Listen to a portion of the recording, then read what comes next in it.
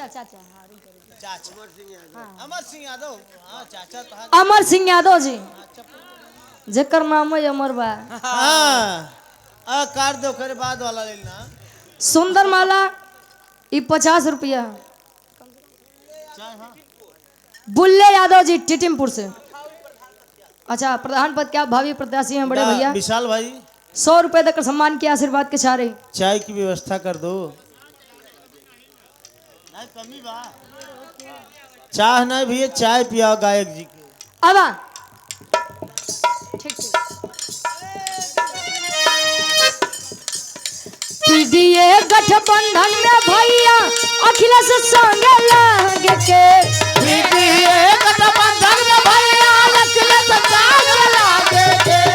PDA गठबंधन में भैया अखिलेश संग लागे के।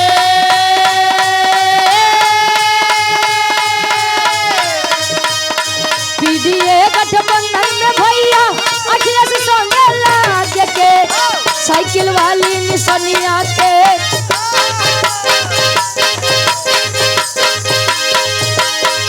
अरे साइकिल वाली निशानिया के बटनिया धई धई दब के। साइकिल वाली निशानिया के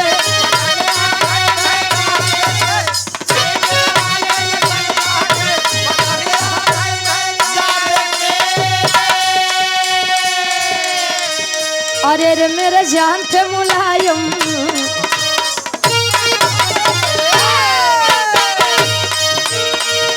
अरे रे मेरे जान थे मुलायम देश के शान थे मुलायम।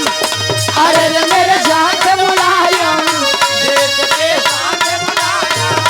अरे रे मेरे जान थे मुलायम देश के शान थे मुलायम।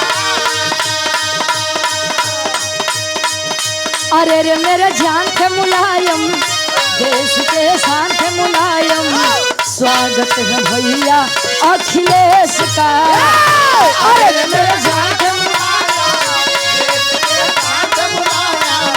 स्वागत है भैया अखिलेश का। अरे रे मेरे देश के स्वागत है भैया अखिलेश का। कृष्ण कहूँ कहूँ राम या तो कृष्ण कहूँ कहूँ राम या तो पूजती हूँ मैं सुबह शाम को। मेरे भगवान थे मुलायम देश के शान थे मुलायम। मेरे भगवान थे मुलायम देश के शान थे मुलायम।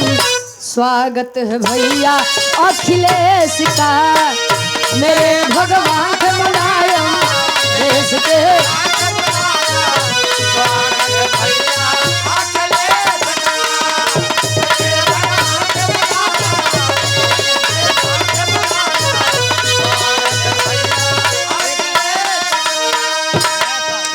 कहता है देश समाजवादी बनो वादी बनो नेता अखिलेश के साथी बनो। कहता है देश चमरपासी बनो। कहता है देश चमरपासी बनो।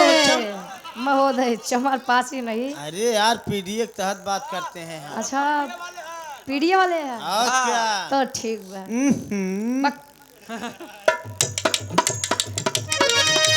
कहता है देश समाजवादी बनो वादी बनो नेता अखिलेश के साथी बनो। कहता है देश समाजवादी बनो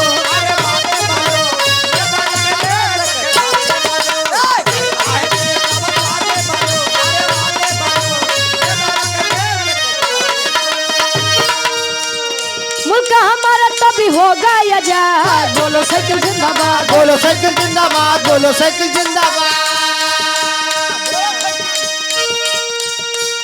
मुल्क हमारा तभी होगा आजाद। बोलो साइकिल जिंदाबाद बोलो साइकिल जिंदाबाद बोलो साइकिल। साइकिल कहाँ बा। साइकिल कहाँ बा तहार कोनो जवाबे नहीं बा। अब ओकर तू खोजा साइकिल कहाँ बा। कल्लू के पंचर के। ए दादा साइकिल कहाँ बा अब उनके बतावा। अब नहीं बाऊ लगे जाए और देश के विरोधियन से बागी बनो, हाँ हाँ बागी बनो, नेता अखिलेश के साथी बनो, देश के विरोधियों से आगे बढ़ो। अरे बागी बनो। अरे जिया शेर एक लाइन ये तो मान लो हमारे गार्जियन जी के फरमाइश रही समाजवादी गीत के। आदरणीय सुनील ठाकुर जी बिरभानपुर से बस 4.5 के 500।